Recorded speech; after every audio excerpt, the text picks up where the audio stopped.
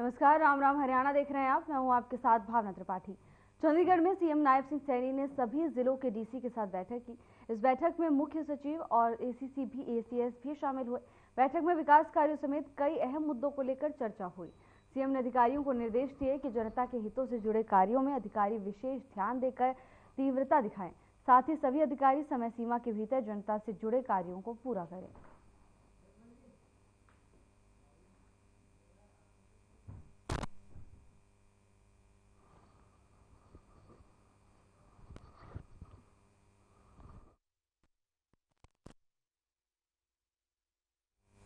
हरियाणा के ऊर्जा, परिवहन एवं श्रम मंत्री अनिल विज ने देशवासियों को अयोध्या में रामलला की प्राण प्रतिष्ठा को 1 साल पूरा होने पर बधाई दी और कहा कि यह हिंदुस्तान का पुनर्जागरण है।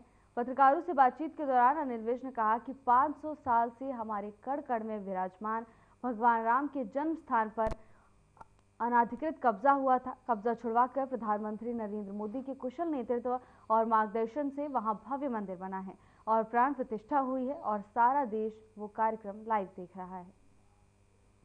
ये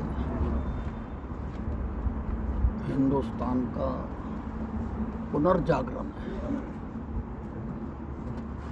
500 साल से हमारे आराध्य, हमारे कण कण में विराजमान, जिनका सुबह उठते हम नाम लेते हैं, शाम को नाम लेते हैं, भगवान राम, उनके जन्म स्थान पर अनाधिकृत कब्जा हुआ था। कब्जा छुड़ाकर और आदरणीय प्रधानमंत्री नरेंद्र मोदी जी के कुशल नेतृत्व और मार्गदर्शन से वहाँ पर भव्य मंदिर बना है, प्राण प्रतिष्ठा हुई है और आज पहला वर्ष उसका हुआ है और सारा देश जो है उसका लाइव भी प्रोग्राम दिखाया जा रहा है। विधायक आफ्ताब अहमद ने बैठक सिंचाई विभाग के अधिकारियों के साथ की। बैठक में आफ्ताब अहमद ने कहा कि नूंह जिले के दर्जनों गांवों की हजारों एकड़ भूमि में से अधिक बरसात होने के चलते जलभराव हो गया था, जिसके कारण किसानों को परेशानी हुई थी। उनका कहना है कि रबी 2022 की फसलों के खराब होने का मुआवजा भी किसानों को नहीं मिल पाया। इसके साथ ही उन्होंने कहा कि विधायक ने कहा कि जलभराव की समस्या से निपटने के लिए सिंचाई विभाग के पास फंड की कमी है। उन्होंने गंभीर आरोप लगाते हुए कहा कि बीजेपी की सरकार मेवात के प्रति कतई गंभीर नहीं दिखाई देती। यहाँ के किसानों को न समय पर मुआवजा दिया जाता है और न ही यहाँ हजारों एकड़ भूमि में भरे हुए पानी को निकालने का कोई सफाई समाधान किया जा रहा है।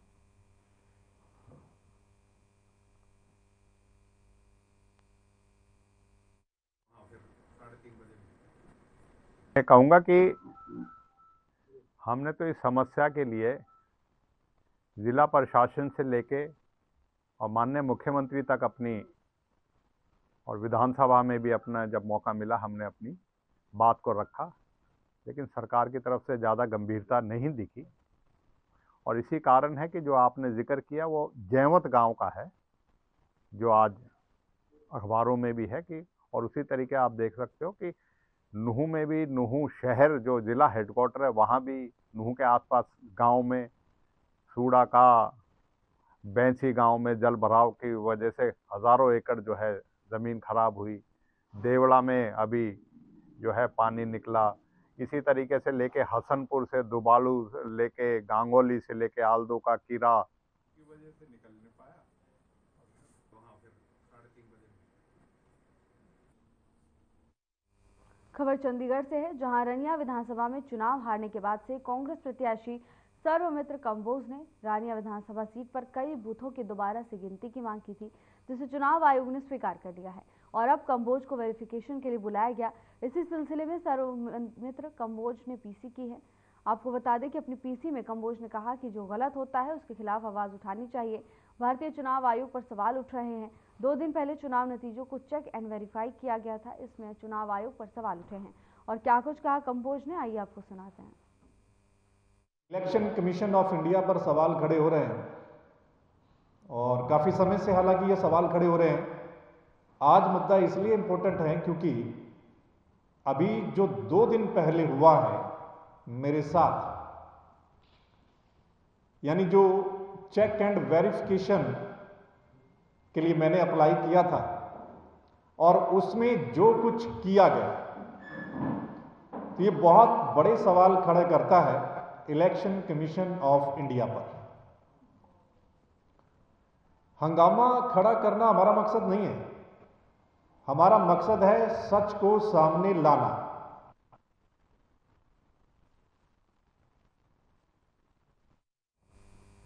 फरीदाबाद के खेड़ी इलाके में बाईपास रोड पर कार सवार युवक को कुछ बदमाशों ने बुरी तरह से पीट दिया, जिससे युवक गंभीर रूप से घायल हो गया और गंभीर हालत में फरीदाबाद के बादशाह खान सिविल अस्पताल में इलाज के लिए भर्ती कराया गया, जहां उसकी हालत को गंभीर देखते हुए उसे दिल्ली रेफर कर दिया गया है।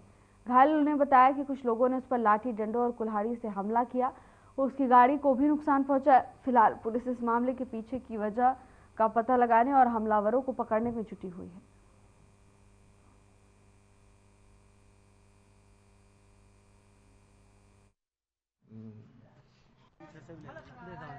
बाबा गेम के आदमी है सेक्टर 18 फरीदाबाद में भाई। बाबा गेम? हाँ। बाबा ग्रुप जी। बाबा ग्रुप? हाँ। अच्छा। अरे जी ये छोरा ये देन तो चलाता है। हाँ। कौन चलाता है? हाँ, एक मोहित चुटिया है जी। चुटिया? हाँ। ये गेम ताजपुर का है जी। ये चलाता है गेम? हाँ, ये गेम तो चलाता है। हाँ। कहाँ के रहने वाले हैं? इसने भाई चिप भाई को मारा है। किसको? हाँ, चिप अमर है भैया अपना। हाँ। चिप भैया अपना भैया उसने हाथ छोड़ा था उस समय पहले। तो ये कहाँ पर थे अमर? क्या नाम हम वहीं से जा रहे थे, किसी ने सूचना दी थी कि अमर और ताती और ये जा रहे थे उसमें बाईपास से, किसी ने सूचना दी थी, वहाँ से चलते जा रहे, इसने हाथ छोड़ा। कहाँ पर? कहाँ की घटना है ये? बाईपास थी जगह बाईपास बहुत खेड़ीपुल बाईपास। हाँ। जी मेरे भाई को मारा जी, अमर को। किसने मारा? क्यों मारा जी? बाबा ग्रुप ने जी। है? बाबा ग्रुप ने? कौन है ये बाबा ग्रुप? कौन संचालक है इसका? जी अजय है, शिवा है और भोला है और मोहित चुटिया है। ये जी इनकी जी हमारी कोई बात नहीं। हमारे जीजा के पास गया था हमारा भाई पैसे के लिए। हम ड्यूटी पे से आकर हम घर आए थे, इतने हमारे पास फोन आया, इन्होंने पीछे से घेरा मेरे भाई को। बहुत कुछ भी घटना रही है जी। हम गए थे ऐसे ही प्यार पे जी, हमने हाथ छोड़ दिया। कहाँ पर? यही खेड़ीपुर पे। खेड़ीपुल में किसने मारा? अजय, शिवा, भोला और अन्य साथी थे उसको। प्यार प्रेम में कैसे गए थे? बुलाया था आपको? किस लिए? खाना पीना पार्टी चल रही थी? क्या था? ऐसे ही घूमते फिरता आ गया। तो किस चीज से हमला किया? किस चीज से किया हमला? पीछे से। किस चीज से? कुल्हाड़ी, तलवार और रॉड, लोहे की रॉड। दांत तोड़ देगा?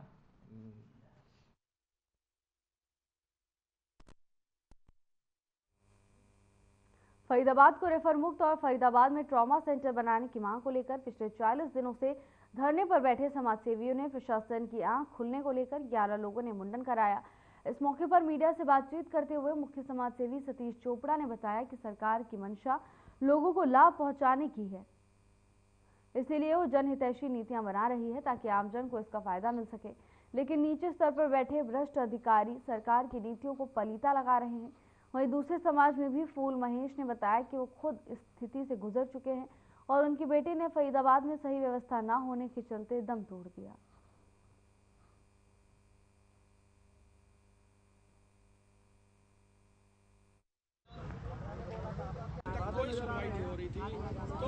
मेरे साथ सेम जो सतीश चोपड़ा जी ने मुहिम उठाई है, रेफर मुक्त फरीदाबाद। तो ये रेफर मुक्त फरीदाबाद का मतलब ये है कि जो हमारा बीके हॉस्पिटल है, इसमें जो भी मरीज आता है उसको रेफर कर दिया जाता है। डॉक्टरों की नासमझी कह लो या डॉक्टरों की साठगांठ कह लो। मेरे साथ एक वाकया हुआ था मेरी बेटी के साथ।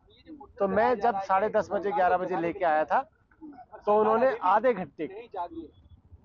घंटे की इलाज के दौरान बोल दिया कि आप रेफर सफदरजंग ले जाओ। मैंने बोला आप इलाज करिए। कह रहे ओके है, बच्ची ओके है। ठीक है जी, तो बच्ची ओके है, फिर रेफर क्यों कर रहे हो? देखिए, हमारा धरने को 40वां दिन हो गया और रेफर मुक्त के बारे में बता दूं कि हम सिर्फ एक ही बात मांग कर रहे हैं बार बार कि फरीदाबाद के नागरिकों को फरीदाबाद के सरकारी अस्पतालों में संपूर्ण और निःशुल्क इलाज मिले और जो ये हमारे पूरे मंडल के अंदर एक भी ट्रॉमा सेंटर नहीं है, सरकारी ट्रॉमा सेंटर ना होने की वजह से जो कोई छत से गिर जाता है, एक्सीडेंट में घायल हो जाता है, गोली चल गई या चाकू लग गया, तो ऐसे लोगों को प्राइमरी करके दिल्ली रेफर कर दिया, जिसमें 70% लोग अपने प्राणों से हाथ धो बैठते हैं।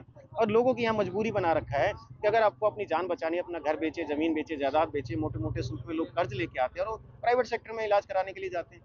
तो हमारी सिर्फ मांग ये है कि फरीदाबाद के नागरिकों को उसका हक मिलना चाहिए, क्योंकि ये फरीदाबाद की जरूरत है।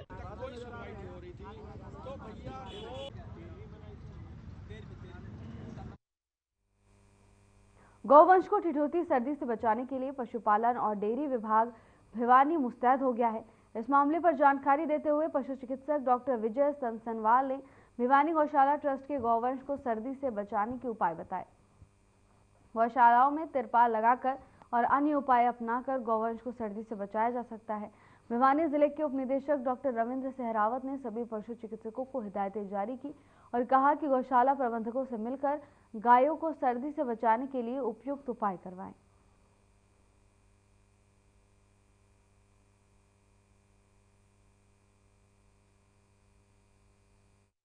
पशुपालन विभाग ने एडवाइजरी जारी करके सभी गौशालाओं को व नंदीशालाओं को हिदायतें दी है कि इस शीतलहर में ठिठुरती सर्दी में गौवंश को बचाना हमारा परम कर्तव्य है। और इसी संदर्भ में उप निदेशक डॉक्टर रविंद्र सहरावत ने सभी पशु चिकित्सकों की ड्यूटी लगाई है कि वो गौशालाओं में जाए और गायों को जो सर्दी से बचाव के तरीके हैं वो प्रबंधकों को बताए और सर्दी से बचाने के लिए चारों तरफ तिरपाल या बोरी वगैरह उनकी शेड के बाहर बंधवाई जाए।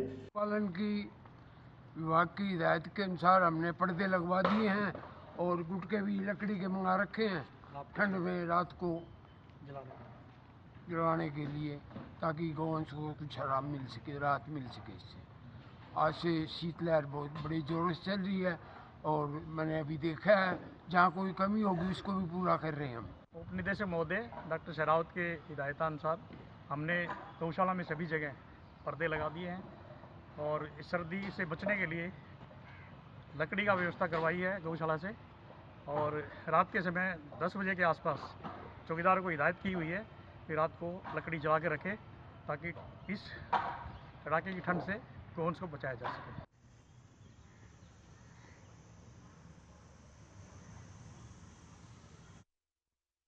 भारत में ज्यादातर ग्रामीण परिवार अपनी आजीविका के लिए कृषि पर निर्भर हैं। भारत में 82% किसान छोटे और सीमांत हैं।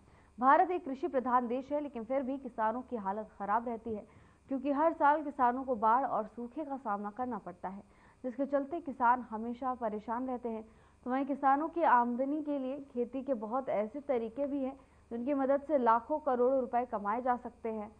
सरकारी बागवानी संस्थाओं के विशेषज्ञ किसानों को आधुनिक खेती की ओर अग्रसर करने के लिए निःशुल्क प्रशिक्षण भी दे रहे हैं। मोहगनी खेती भी एक ऐसा ही बिजनेस आइडिया है जिससे करोड़पति बना जा सकता है। आपको बता दें कि मोहगनी का एक पेड़ 50 से 80 हज़ार का बिकता है। ऐसे में बड़े स्तर पर इसकी खेती कर करोड़ों रुपए कमाए जा सकते हैं।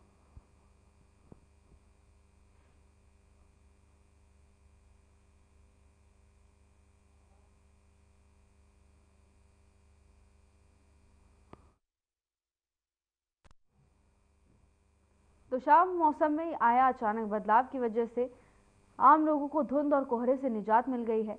अचानक बदलाव की वजह से बारिश हुई और आसमान धुंध से छट गया। लोगों का कहना है कि बारिश की वजह से खेतों में फसल को फायदा होगा और उत्पादन भी बढ़ेगा। तो वहीं दुकानदारों ने बताया कि कई दिनों से धुंध का दौर चला हुआ था, जिससे बाजारों में रौनक नहीं थी। अब मौसम साफ हुआ है, कोहरा कम हुआ है और अब लोग बाजार में निकलेंगे और खरीदारी भी बढ़ेगी। तो वहीं बारिश की वजह से आसमान में छाया प्रदूषण भी कम हुआ है।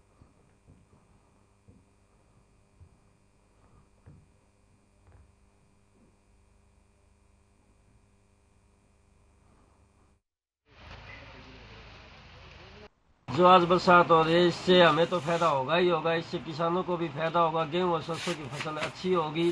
जो आवागमन रुका हुआ था अब 2-3 दिन से धुंध के कारण वो भी आने जाने में अब कठिनाइयां खत्म हो जाएंगी। तो काफ़ी फायदा होगा आप लोगों को? बहुत ज़्यादा फायदा होगा। इसमें हमारे को भी व्यापार में भी इसमें बढ़ोतरी होगी।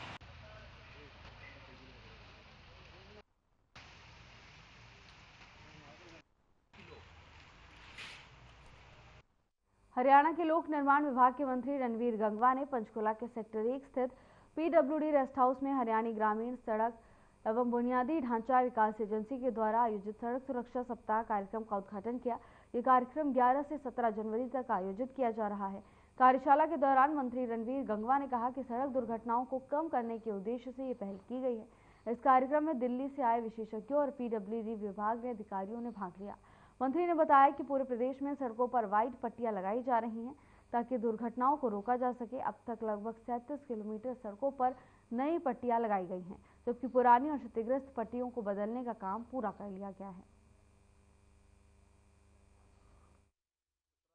तक हम पूरे देश के अंदर सड़क सुरक्षा सप्ताह मनाया जा रहा है। उसी के तहत आज का इनॉग्रेशन यहाँ किया है और इसमें दिल्ली से भी हमारे बीच में अधिकारी आए हैं। हमारे भी यहाँ सारे के सारे EIC, chief engineer, SC, SDO, JE, XEN सारे आए हैं और सारे इस बात को सुनिश्चित करेंगे, इस बात का प्रयास करेंगे कि हम रोड एक्सीडेंट्स को कैसे बचाया जा सके, क्योंकि हमारे यहाँ काफ़ी रोड एक्सीडेंट्स होते हैं, उसमें बहुत ज़्यादा जनहानि भी होती है।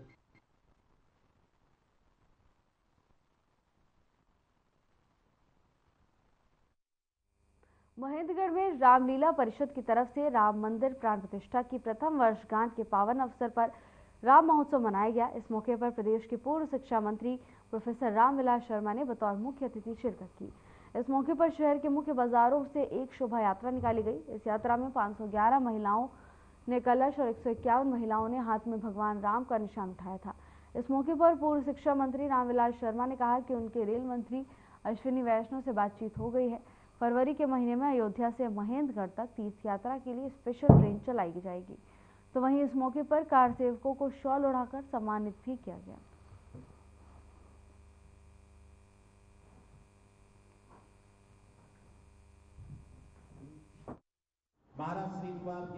अयोध्या में श्री राम मंदिर के प्राण प्रतिष्ठा का 1 वर्ष पूरा होने पर एक भव्य श्री राम महोत्सव श्री रामलीला परिषद महेंद्रगढ़ के द्वारा मनाया जा रहा है। पूरा नगर में बड़ा उत्साह है, पूरे नगर में बड़ी संख्या में लोग इसमें शामिल हुए। 511 कलश और 151 ध्वजा लेकर महिला पुरुष और हजारों की संख्या में महिला पुरुष इसमें एकत्रित हुए हैं। हरियाणा के पूर्व शिक्षा मंत्री और हरियाणा के बड़े दिग्गज नेता प्रोफेसर रामविलास शर्मा जी ने आकर सभी भक्तों को आशीर्वाद दिया है और स्वयं भगवान श्री रामचंद्र जी का आशीर्वाद लिया है। आज मैं सबसे बड़ा सौभाग्यशाली अपने आप को मानता हूँ कि भगवान राम के मंदिर का प्राण प्रतिष्ठा का कार्यक्रम को 1 वर्ष पूरा हुआ है। आज अयोध्या में लाखों लोग और मेरी नगरी महेंद्रगढ़ में इतनी बड़ी संख्या में माता बहनें और महेंद्रगढ़ रामलीला परिषद ने इतना भव्य आयोजन किया है। इसकी अध्यक्षता आज कुलदीप यादव सरपंच बोचड़िया कर रहे हैं और दिनकर बोरा, सुधीर दीवान, अमित मिश्रा और ये पूरी जो रामलीला परिषद की टीम है। और आज कितना बड़ा सौभाग्य है मेरा कि जो कार सेवक साथ गए थे उसमें जो बचे हुए थे और जो चले गए उनकी तीसरी पीढ़ी का आज हमने सम्मानित किया है।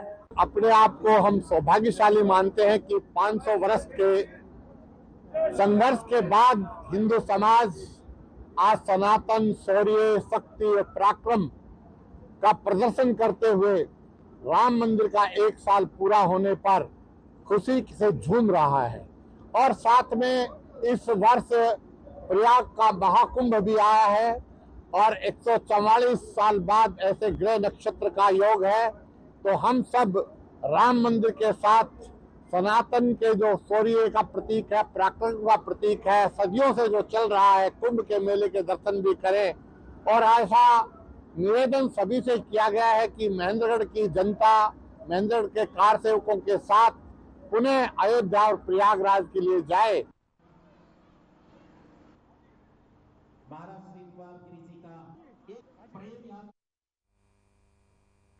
खबर सिरसा से है, जहां जिला प्रशासन के द्वारा राजस्व कार्य में अनियमितता बरतने पर एक पटवारी को निलंबित कर दिया गया।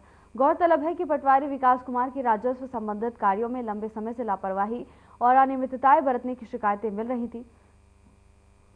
जिस पर जिला प्रशासन ने त्वरित कार्रवाई करते हुए हरिपुरा हल्का पटवारी विकास कुमार को निलंबित कर दिया।